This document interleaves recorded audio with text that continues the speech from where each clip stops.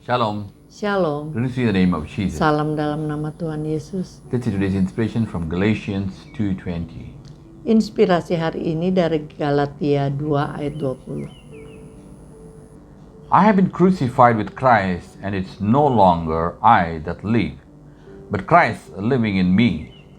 And that life which I now live in the flesh, I live in faith, the faith which is in the Son of God, who loved me and who gave himself for me. Namun aku hidup, tetapi bukan lagi aku sendiri yang hidup, melainkan Kristus yang hidup di dalam aku. Dan hidupku yang kuhidupi sekarang di dalam daging adalah hidup oleh iman dalam Anak Allah yang telah mengasihi aku dan menyerahkan dirinya untuk aku. Here, Di sini Paul tells, Paulus I have mengatakan, been crucified with Christ. aku telah disalib bersama Kristus. Dalam terjemahan bahasa Indonesianya tidak sebutkan demikian. So it's no more me, Jadi bukan aku lagi, so it's Christ who lives in me. tapi Kristus yang hidup bersama aku. In fact, Malahan Paulus probably, they told mungkin seperti yang it's dikatakan not in the mereka, Bible, yeah. meskipun tidak It's tertulis di something the Alkitab, historians and all those things. tapi dari para sejarawan, He was an angry bahwa person. ia adalah seorang yang pemarah. So many things about him in the past. Jadi banyak hal tentang dia masa lalunya. But when Jesus met him, Tapi saat Tuhan Yesus berjumpa dengannya, everything changed.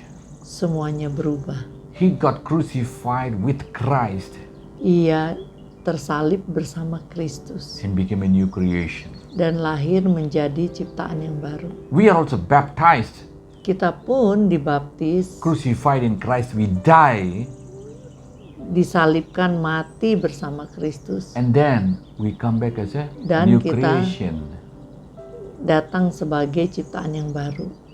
So we live a new life, Jadi kita hidup dengan hidup yang baru. and that life Dan hidup is itu not we but Christ. bukan kita tetapi Kristus.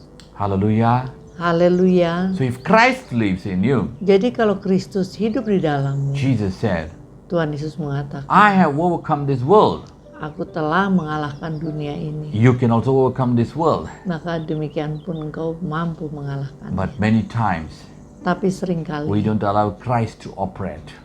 seringnya kita tidak mengizinkan Tuhan Yesus untuk beroperasi di dalam kita. We want to be angry. We want to be Kita vengeance, mau take marah, mau vengeance. balas dendam. We want to be emotional. Kita mau emosi. We want to be backbiting.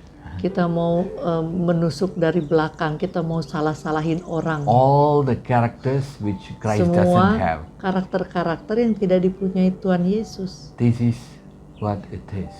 Inilah yang terjadi. It has to die. Itu harus mati.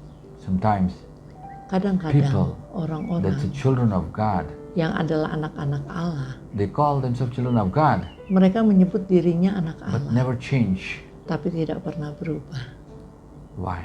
Kenapa? They allow Jesus to sleep even in the boat, as you see the disciples. Karena mereka mengizinkan Tuhan Yesus tidur di perahu mereka.